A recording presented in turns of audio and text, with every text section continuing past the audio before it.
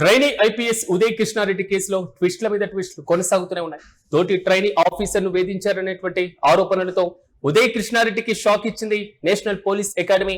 అయితే ఈ ఘటనపై విచారణ చేపట్టిన ఎన్పీఏ ప్రివిలేజ్ కమిటీ ప్రధానంగా సీసీ కెమెరా ఫుటేజ్ తో పాటుగా ఎవిడెన్స్ ను కూడా సేకరించడం జరిగింది.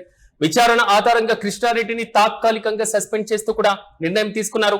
సర్వీసులో జాయినింగ్ కు సంబంధించి డిఓపిటిదే నిర్ణయం అన్నారు అధికారులు. ప్రధానంగా అంతర్గత విచారణ మొదలు పెట్టారు ఉన్నతాధికారులు.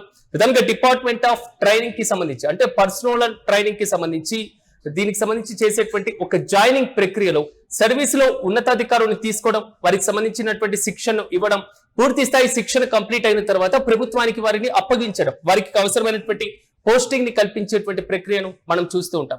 కానీ కృష్ణారెడ్డి వ్యవహారంలో ఈ రోజు డిఓపిటి కీలకమైనటువంటి నిర్ణయమే తీసుకుంది. ప్రధానంగా తనతో ఉండేటువంటి సహ ట్రైనీలో ఉన్నటువంటి ఐపీఎస్ మహిళా అధికారిని పైన ఉదయ్ కృష్ణారెడ్డి తీవ్రమైనటువంటి వేధింపులు గురి చేశారు అనేటువంటి ఆరోపణలు మాత్రం తెలుగు రాష్ట్రాల్లో కొంతవరకు సంచలనంగా మారాయి. ఇప్పటికీ ఈ కేసు వ్యవహారానికి సంబంధించి తోటి ట్రైనీ ఆఫీసర్ ఇచ్చినటువంటి ఫిర్యాదు నేపథ్యంలో ప్రత్యేకమైనటువంటి ప్రివిలేజ్ కమిటీని కూడా ఎన్పీఏ ఏర్పాటు చేసింది. ఈ కమిటీ ఇచ్చినటువంటి నివేదిక ఆధారంగా ఉదయ్ కృష్ణారెడ్డి పైన తాజాగా చర్యలు తీసుకున్నట్లుగా తెలుస్తుంది. ఆరోపణలతో భారీగా షాక్ ఇచ్చింది నేషనల్ పోలీస్ అకాడమీ. తాత్కాలికంగా ఉదయ్ కృష్ణారెడ్డిని సస్పెండ్ చేస్తూ కూడా కీలక నిర్ణయం తీసుకున్నారు.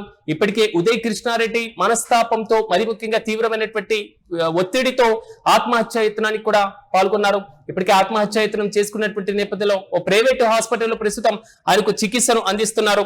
ఇక్కడ కీలకమైనటువంటి అంశాలను కూడా పరిశీలించాల్సినటువంటి అవసరం ఖచ్చితంగా ఉంటుంది.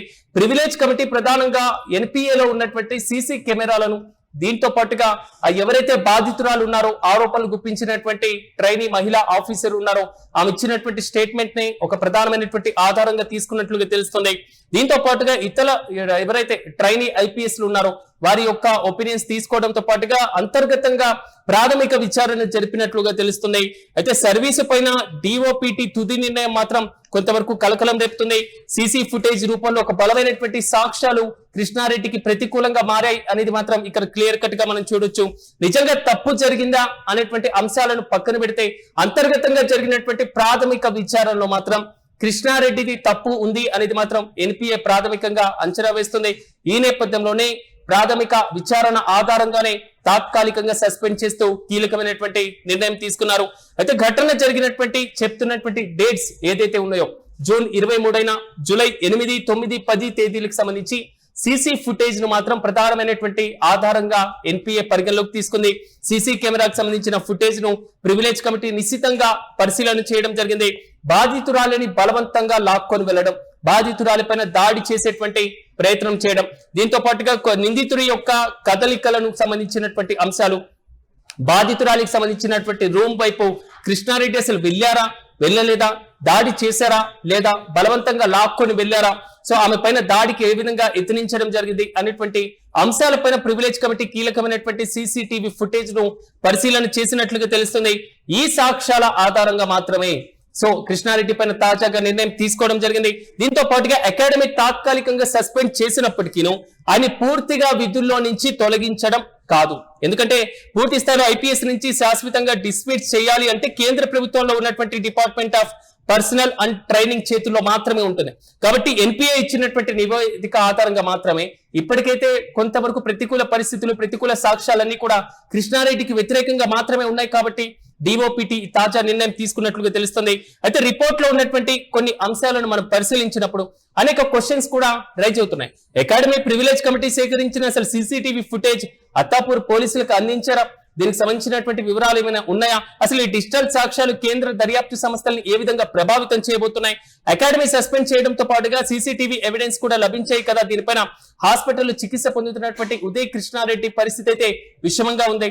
ఆయన్ని విచారిస్తే మరింత క్లారిటీ వచ్చేటువంటి అవకాశాలు కూడా ఉంటాయి. దీనిపైన ఆయన ఏ విధంగా వివరణ ఇవ్వబోతున్నారు, ఎందుకంటే సీసీ కెమెరా ఫుటేజ్ ఆధారంగా మాత్రమే తాజాగా చర్యలు తీసుకున్నటువంటి నేపథ్యంలో కృష్ణారెడ్డి వివరణ దీనిపైన ఏ విధంగా ఉండేటువంటి అవకాశాలు కనబడుతున్నాయి అనేటువంటి బలమైనటువంటి క్వశ్చన్ కూడా రైజ్ అవుతుంది. చూడాలి తాజాగా ఉదయ్ కృష్ణారెడ్డికి సంబంధించి ఎన్పిఏ తీసుకున్నటువంటి నిర్ణయం మాత్రం నిజంగా షాక్ గాని భావించాలి. ఓవైపు ఆత్మహత్య యత్నం చేయడం, ఇప్పటికే ప్రైవేట్ హాస్పిటల్లో పరిస్థితి విషమంగా ఉన్నటువంటి నేపథ్యంలో చికిత్సను కూడా అందిస్తున్నటువంటి సిచ్యువేషన్స్ మనం చూస్తున్నాం. ఎన్పిఏ ప్రివిలేజ్ కమిటీ తీసుకున్నటువంటి నిర్ణయం మాత్రం కృష్ణారెడ్డికి ప్రతికూలంగానే కనబడుతుంది. కేవలం సీసీ కెమెరా ఫుటేజ్ మాత్రమే ఒక ఎవిడెన్స్ గా ప్రివిలేజ్ కమిటీ పరిగణలోకి తీసుకున్నట్లుగా సమాచారం. చూడాలి, దీన్ని సవాల్ చేస్తూ మళ్ళీ అత్తాపూర్ పోలీసులు ఏ విధమైనటువంటి విచారణను ఆదేశించబోతున్నారు, వారికి ఎలాంటి ఆధారాలను ఎన్పిఏ అందించబోతుంది. అత్తాపూర్ పోలీస్ స్టేషన్ లో కేసు నమోదైనటువంటి నేపథ్యంలో దీనిపైన నిజంగా ఇంకా మరింత లోతుగా విచారణ జరపాల్సినటువంటి అవసరం ఖచ్చితంగా ఉంది అనేది మాత్రం ప్రధానంగా కనబడుతున్నటువంటి వాదన. దీంతో పాటుగా కృష్ణారెడ్డి ఆత్మహత్య యత్నం చేసుకునే ముందు వాట్సాప్ మరి ముఖ్యంగా ఇన్స్టాగ్రామ్ లో స్టేటస్ పెట్టడం, సో పూర్తిగా కేవలం రూమర్స్ మాత్రమే, సో ఈ మొత్తం కూడా బేస్లెస్ అన్ట్రూత్ అనేటువంటి రీతిలో కూడా ఆయన స్టేటస్ పెట్టారు. జస్టిస్ ఎప్పటికైనా న్యాయం జరుగుతుంది కాబట్టి మీడియాలో ఇలాంటి వాటి మీద ఎక్కువగా ఇది చేయొద్దు అనేటువంటి రీతిలో కూడా ఆయన విన్నవించుకుంటూ కూడా ఆ తర్వాత ఆత్మహత్య యత్నం చేయడం జరిగింది. సో నిజాలు ఈ కేసుకి సంబంధించి మరిన్ని బయటికి రావాల్సినటువంటి అవసరం ఉంది అనేది మాత్రం ప్రజా సంఘాల దగ్గర నుంచి వస్తున్న ప్రధాన డిమాండ్.